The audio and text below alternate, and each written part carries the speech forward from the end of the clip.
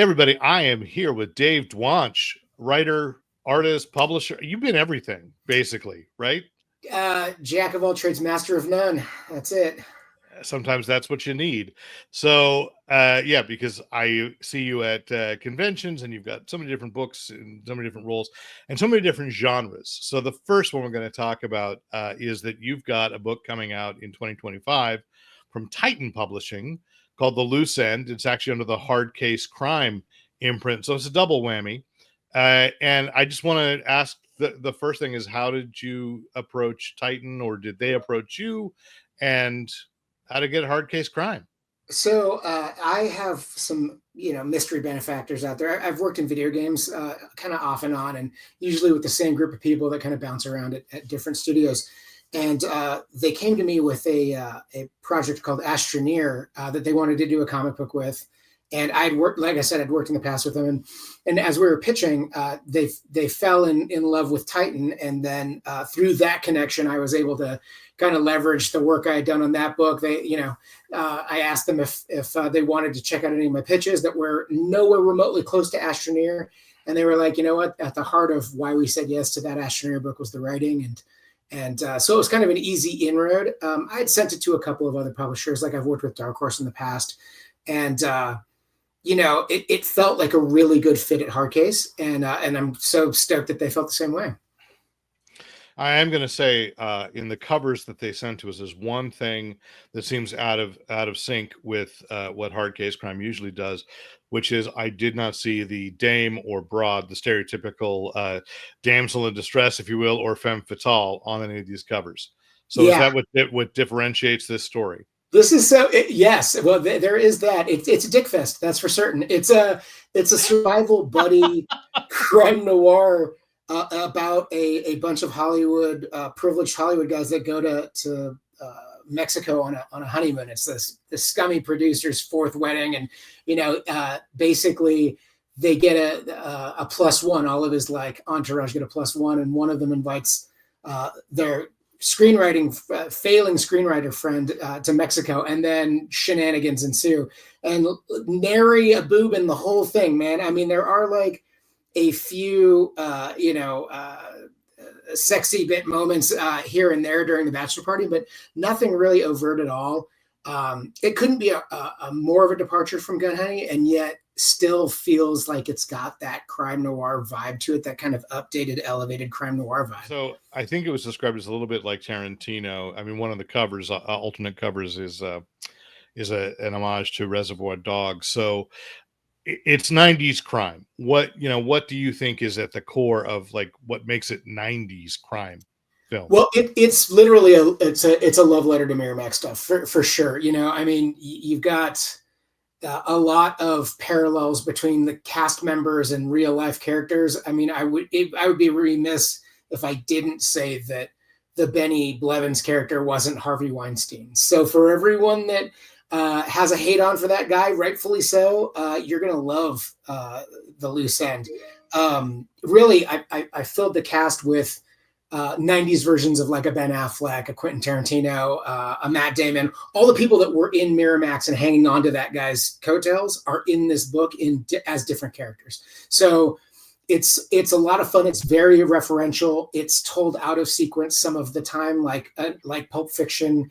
It's got a lot of the trappings. It's super meta, and just wild, like really wild. I was looking at it the other day. I like to send my projects to artists that I'm working with on projects that are coming out 2 or 3 years down the road, just to give them hope. Like, look, this is what the final product is going to look like.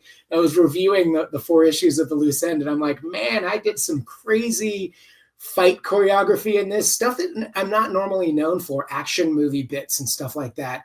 And luckily I had Travis Heimel, who is a local to me in Colorado. I've known him for years, and I was like, you know what? I wanted that old school vibe. Remember when you were a kid and you would go and hang out with your friends and just talk comics and create things and, hypothesize what a great idea that might be if it were a comic book. I wanted that vibe and that energy. So I worked with Travis on it, and it was literally that. It was just 2 dudes hanging out, drinking beer, talking about what they wanted to do with a comic book. And I think we nailed it. It's pretty fun. So when you pitched this, did you have Travis associated already, or Yeah. Okay, so it was a complete package. You said, "I've got this. This is it." Yeah, that's sort of how I like to work. I don't normally shop a book until I'm in issue 3, if not in issue 4. Um, I mean, pro tip, that could bite you on the butt, right? Someone could say, I like it, but I don't like the art. But it also leads to less editing and less editorial interference. If they like the book, they like the book. If they don't like the book, they don't like the book. There's plenty of reasons why people pass on my stuff every day. But for me, it feels great to be like a visionary in it. And I love project management. I mean, I started out as an editor, um, and always writing and creating on the side. I was an artist before as well. I just don't have enough time in the day to do all of it anymore. But I have an eye for art and a hand for choreographing the vision that I envision. Luckily, I work with some of the best artists in the world, and what they see is far better than what I imagine. So yeah, it tends to work out. And there's nothing wrong with putting an 8-page pitch together and shopping it around, but the landscape of comics changes so much that I would rather not wait. A lot of people will jump on a trend with an 8-page pitch that could be irrelevant a year or two from now when the book is complete. So I like to just complete the book quietly, with very little interference. And then it always feels great to go to the publishers and say, is there anything you want to change now? Right. And for the most part, no, nothing, Right. We've been going back and forth on covers for sure, but that's a whole different ball. They're wired for that more than I'm wired for that. The cover launches 1,000 ships, right? That's another piece of marketing, right? Yeah. And so, I mean, the advice to anybody watching this is, tell the story you want to tell, and then see Yeah. if you can sell it. Because the flip side is you just released what I kickstarted. I don't remember how many months ago. I lose track. I'm very excited that my memory's that bad, because then this Right. gift comes, or like, oh, I forgot about this book. This is awesome.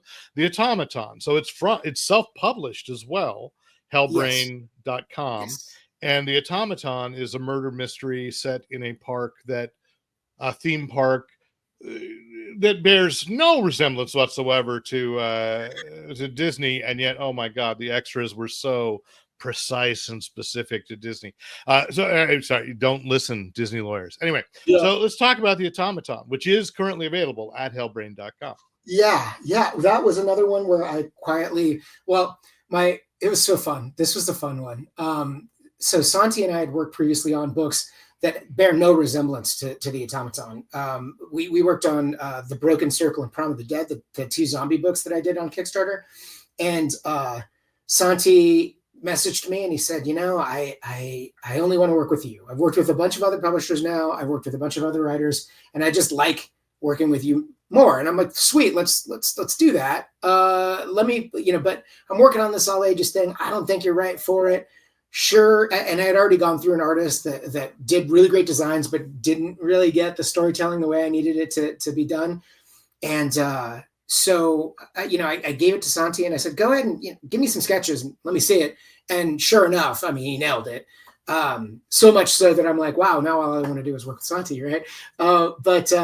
Yeah, it's my love letter to Disney. It's also like my love letter to, like, this sounds like crappy, but my dead gay uncle, who, when I was growing up, he was the most supportive comic book fan.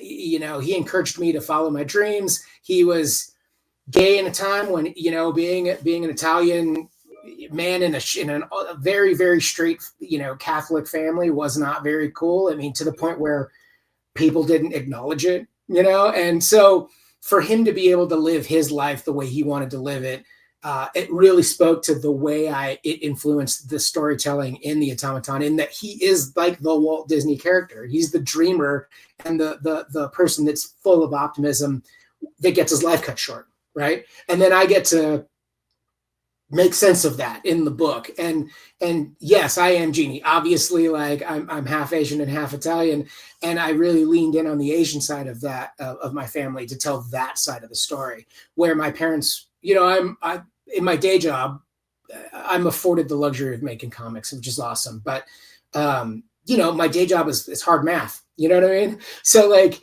that's my parents wanted me to be an engineer. Like that's all they wanted me to do. All I wanted to do was be an artist. And when they told me I couldn't go to art school, I literally drew my me ripping my dad's heart out and saying, how does that feel, and leaving it on the table for him to see. And sure enough, like the next week I'm going to art school. So it was a wonderful drawing. I don't know whatever happened to it. I should have tried to find it, put it in the back section, but there's a scene in the book where that happens, right. You know? So you know, I've been telling my wife, like I work on comics nonstop all day, every day with all of my free time. And we've gotten to the point now where, you know, in my career, it's not about just producing books. It's about producing books that mean something to me. And every single book I'm working on now it comes from a place that's in my heart that I then extrapolate in my mind. The Automaton being one of them, you know, previously Cyrus Perkins, which is 10th anniversary edition's coming next year. The Loose End, the Bachelor Party Gone Wrong, that happened to me. Like, yeah, I was in Lebanon. I touched down. I was separated from my wife because we were there for the wedding, but we didn't realize that the bachelor party and the bachelorette parties were like the day before the wedding. So I get shunted into a car with complete strangers. And there's one white dude that can speak English. Everyone else is speaking Arabic. And he keeps apologizing to me. And he's hopped up on Molly, sweating. And he can't like look me in the eye. But all he can do is apologize for what's going to happen. And I'm like, what's going to happen? And he's like, well, we're going to a drug den, and you know, drugs are really, really. Wait, you shouldn't even be talking about this, Dave. No, yeah, for sure. I mean, look, man, like they left me in the car at the drug den, and they're like, we'll handle it. And I'm left in the car thinking, if this goes sideways, they're going to be in jail for life. Probably their hands cut off. I'm stuck in a car with my phone doesn't work. Nothing's working. Like, what am I going to do? And I'm like, I'm going to go along for the ride. And I'll leave it at that. But, you know, I'm stuck in this car, this claustrophobic environment, thinking, what's the worst thing that can happen right now? Start writing this book. And so that's sort of how The Loose End was born. Yeah, everything that I'm doing, it stems from something that's happened in my weird life. And honestly, at the end of the day, it's really satisfying to let people get a peek into my sense of humor, crazy events that have happened in my life in a clever genre spanning way, you know? So yeah, it's a lot of fun, but yeah, I'm super proud of the Automaton. You know, like I said, I give advanced copies out to my artists, and the artist of The Loose End literally was like, I cried at the end. And I'm like, you cried at the end? You're not the most emotional dude I know. And he's like, it just hit me. It hit me in a way that, you know, I don't want to spoil it for people, but creativity lives on past its creators. And absolutely. I mean, that's a totally different debate that I'd love to like have a panel at a convention sometime. Let's do it. You know, I mean, and the idea, like every publisher that I've shown the Automaton to, they're like, I want this right now. Put it, you know, but I was like, no, I'm going to do my version of it first. I'm going to do, because yes, you're right. There are some Disney aspects to it. And literally we edited a lot out of it. Like my artist, you know, he's from Argentina and English is his second language. So when he reads my scripts, a lot of it is like the literal interpretation of it. Right. And so he came back with like gobs of Disney stuff in there. Where I'm like, we got to change this, change that. You know, the one character that we left in there was Pinocchio. We never call him Pinocchio, but you know, and he's a public. Well, but we know it's obvious. But, know, yeah. But it's interesting that it comes out, and I'll try to wrap this up a little bit. But it comes out on the heels of, which you could not have known, is that they're closing temporarily in Disneyland Great Moments with Mr. Lincoln, so that they can rotate it with a Great Moments with Walt Disney. So literally, I'm reading the Automaton and thinking, oh crap, this is happening right now. Like I'm not claiming his brain will be involved, you know, or anything like that. But one thing that is very divisive among Disney fans is that they said Walt didn't want to be an auto animatronic figure, but they're doing it now. So you, sir, had your finger on the pulse of the Disney zeitgeist. It's fascinating. And that is the whole itness of that, other than the personal elements that I brought in. You know, the urban legend that they saved his brain and his body's in cryogenic, frozen, cryogenic chamber or whatever. I was like, why has no one done this yet? Like, what are we talking about? Like I shouldn't be the one to create this, but if I'm gonna do it, I'm gonna do it my way and make my perfect edition of it. I had my best friend die. God, jeez, it's been 3 months now, but he died not being able to read it. I flew to California and I stayed with him on his deathbed for 7 days, watched him pass, and I wasn't there for the passing. I had to go back to work, but I was a day early in leaving. And I brought it on my tablet, and I really wanted him to read it, and he just didn't have the energy. He didn't have the strength to do it. So I got home and I was able to rejigger the pages and dedicate it to him. Obviously, I was going to dedicate it to my uncle, but I figure when another publisher puts out the softback, I can dedicate that to him, and that's the one that will be nationwide. Like the hardcover, it's the most beautiful thing I've ever done. But I only made 500 copies of it. Like that's not. Yeah, it's nothing that's. And then I did a limited edition that was 200 copies, so 700 copies total. So it's a gorgeous book, and people act on it right now. The Automaton at hellbrain.com.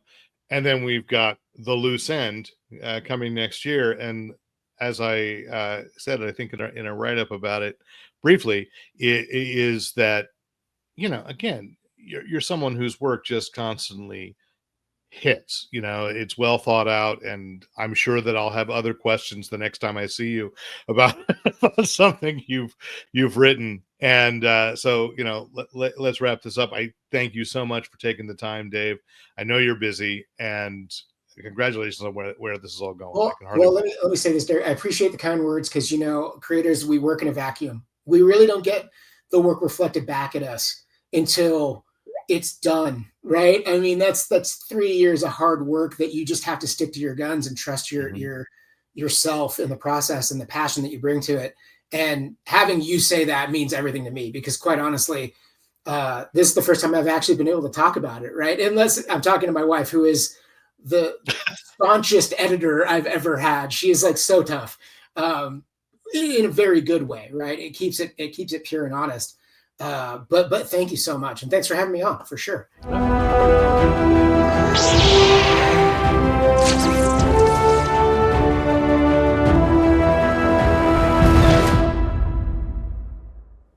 Thanks for watching. Please hit the subscribe button to make sure you don't miss out on any Fanboy Planet video content. And visit fanboyplanet.com for other features, reviews, interviews, previews, and of course, listening to the Fanboy Planet podcast. And remember, use your powers for good.